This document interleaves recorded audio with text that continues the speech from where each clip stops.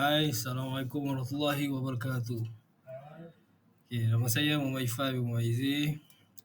Hari ini saya dengan kawan-kawan saya akan membentang tajuk Islamism. Okay, Islamism ni dia merujuk kepada gerakan pembaharuan dalam dunia Islam.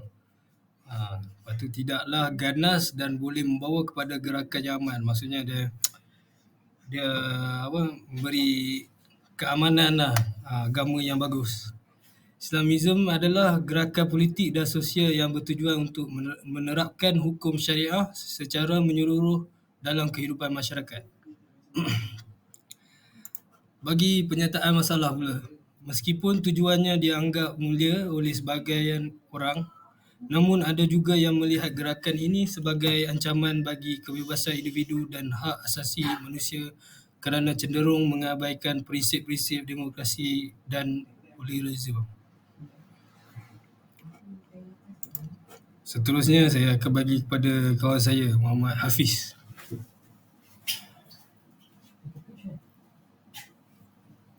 Hai, Assalamualaikum.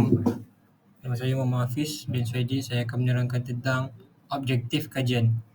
Pertama, menjadi penggerak aktiviti keagamaan, kebajikan serta penyebaran dakwah Islam. Yang kedua, memberi bimbingan dan pendidikan kepada warga universiti serta masyarakat sekitar ke arah pembentukan kepribadian Islam yang sempurna.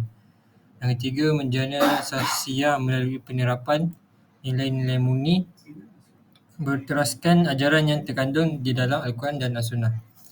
Yang keempat, memperkasakan penyebaran ilmu dan kefahaman melalui program akademik yang berkualiti.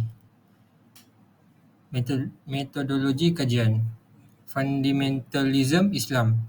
Metodologi Islam menekankan tafsiran literal dan terhadap teks suci Islam seperti Al-Quran dan Hadis. Penganut fundamentalism Islam berpendapat bahawa undang-undang Islam mesti diterapkan secara keseluruhan dan Islam mesti menjadi asas utama bagi masyarakat dan negara. Yang kedua, kebangkitan Islam. Pendekatan ini bertujuan untuk menghidupkan nilai dan amalan Islam yang dianggap diabaikan atau dipinggirkan dalam masyarakat moden.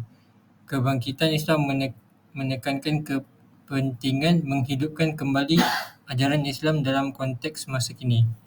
Yang terakhir, modernism Islam.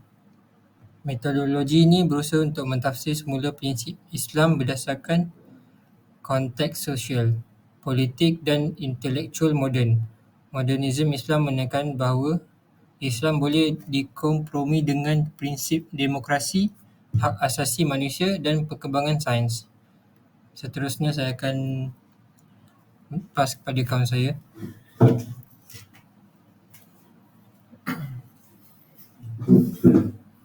Hai, Assalamualaikum. Nama saya Syahril. Saya nak sambung 4 langkah atau cadangan penambahbaikan. Yang pertama, menekankan pemahaman yang seimbang. Islamism harus mengedepankan pemahaman yang seimbang dan inklusif terhadap Islam. Ia harus mengakui keragamaan interpretasi dalam agama dan menghormati hak asasi manusia serta kebebasan individu. Yang kedua, partisipasi politik yang demokratik. Islamism perlu menerima dan menganjurkan partisipasi politik yang demokratik. Ini termasuk menghormati prinsip-prinsip demokrasi seperti kebebasan berpendapat, kebebasan persatuan dan pilihan raya yang bebas dan adil. Yang terakhir, kesatuan dan toleransi. Islamism harus menggalakkan kesatuan dan toleransi dalam masyarakat. Ini bermakna menghormati hak-hak minoriti, agama dan etnik serta bekerja untuk mencapai keadilan sosial yang inklusif. Pendidikan pemikiran kritis. Islamism harus mementingkan pendidikan yang holistik dan pemikiran kritis. Ini akan membantu masyarakat memahami ajaran agama dengan lebih baik. membangun kesedaran sosial dan mempromosikan nilai-nilai kemanusiaan. Pemahaman kontekstual. Islamism perlu memahami konteks sosial dan sejarah tempatan di mana ia beroperasi. Ini membantu dalam menyusun strategi yang relevan untuk membangun masyarakat dan pemecahan masalah yang dihadapi. Kolaborasi antara kelompok-kelompok. Islamism dapat memperkuat dirinya dengan bekerja sama dan berkolaborasi dengan kelompok-kelompok lain dalam masyarakat. Ini termasuk kerjasama dengan organisasi kemanusiaan, badan-badan pemerintah dan masyarakat sipil untuk mencapai tujuan bersama dalam mempromosikan kesejahteraan sosial. Seterusnya saya akan pas kepada Izzat. Sekian, terima kasih.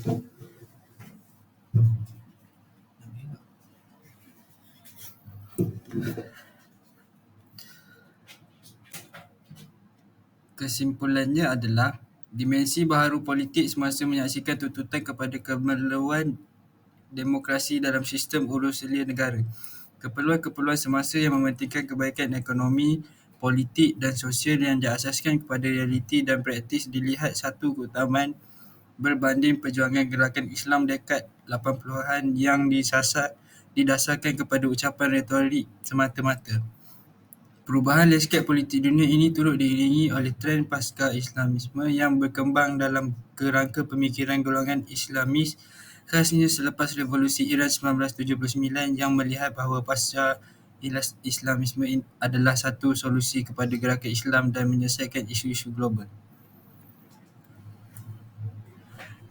Gerakan Islam yang dibalik krisis identiti dan ideologi dalam menyelesaikan diri dengan suasana global melihat trend pemikiran ini paling bersesuaian dalam konteks bahasa dunia.